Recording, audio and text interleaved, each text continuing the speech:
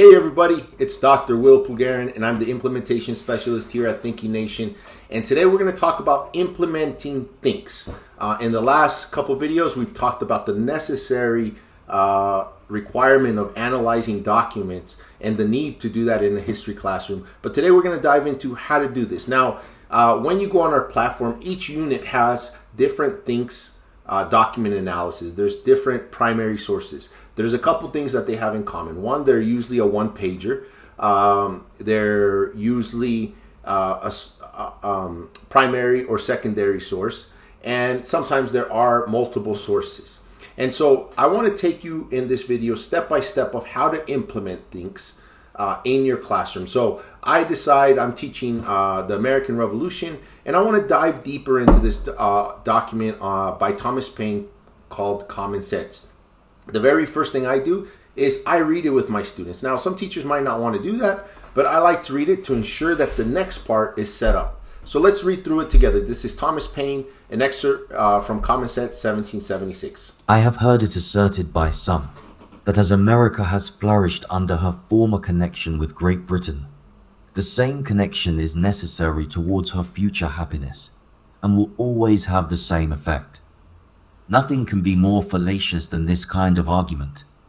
We may as well assert that because a child has thrived upon milk, that it is never to have meat, or that the first 20 years of our lives is to become a precedent for the next 20.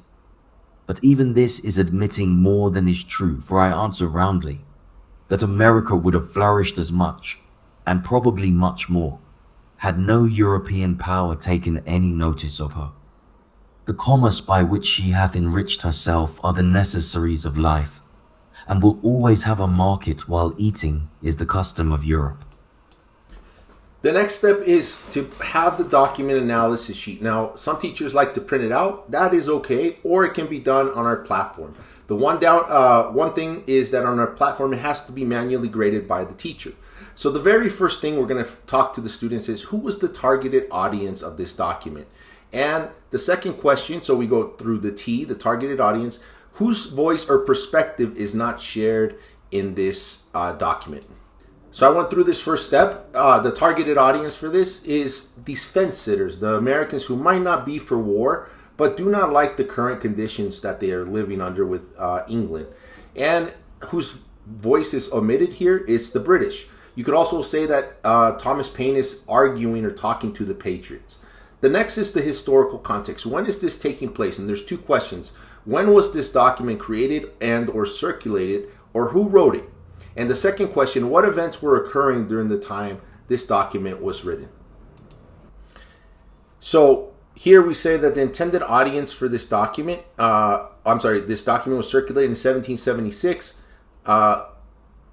during the American Revolution, and it was written by Thomas Paine. What was happening during this time? There was a rise in revolutionary sentiments. There was people who were pushing towards revolution and separation from England.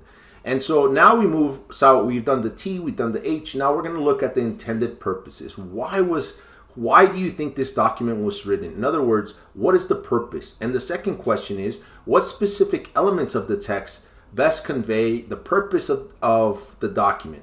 And then they asked the students to cite evidence. So I resume here that the intended purpose was to push the argument that America can and did thrive without England. To many people that might have been sitting in this fence and fear that they're letting go of their mother country, this paper is written towards them to change their mind. And what specific elements of the text best convey the purpose? Well, there's a passage here where Thomas Paine says, America would have flourished as much and probably much more had no European country taken notice of her. Now, I front-loaded the vocabulary. I anticipate that my students are going to struggle with these words: fallacious, flourish, and enrich. I personally like to go over these words prior to reading the document. Sometimes I even read the document twice with them, go through it twice, because these words, kids just kind of skip over them, but they're essential to the understanding.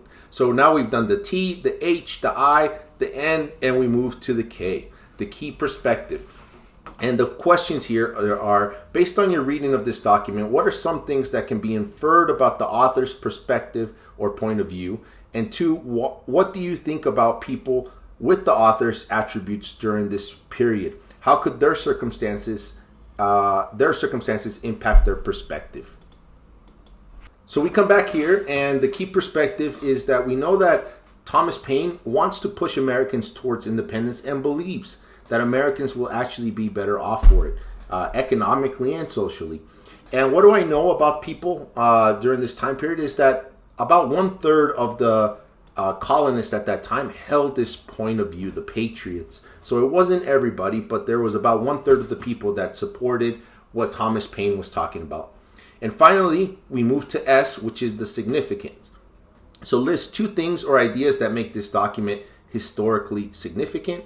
And 2, provide 1 quote from the document that demonstrates why it might be considered historically significant, and explain your reasoning. And so I come back now that this is done, and the 2 things that make this document historically significant. One, it was Thomas Paine, who was one of the patriots during that time. And this pamphlet was widely distributed and read. And this contributed to that revolutionary fervor that we were talking about and this push towards independence. And 2, 1 quote that provides this demonstrates why it's historically significant. I go back to this quote where he says, "I have heard it asserted by some that as America has flourished under her former connection with Great Britain, the same connection is necessary towards her future happiness." And he's kind of cutting through all the noise and saying, he calls this argument fallacious. Okay, now that we've done things, the next part is to go through the historical thinking skill. And I went ahead and front loaded the information here. And so we know that the primary cause or reasons Americans are feeling that they are being unfairly taxed, that their rights as Englishmen are not being respected. They feel that the king is taking advantage of them, and that America can thrive without the connection with England, without this mother country. Some secondary reasons that I think are, 1, there's this whole concept of taxation without representation. We know that the Navigation Acts, where England was directly getting involved in commerce in the colonies. And then this leads to this Thomas Paine's argument, this document called Common Sense. And again, what this does for students is it forces them not to look at this document, but to look what things caused Thomas Paine to write this document. And this is how we work through not only things, but the historical thinking skill. You can find each of these.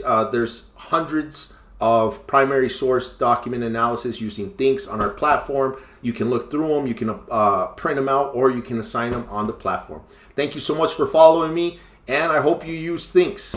Bye, everybody.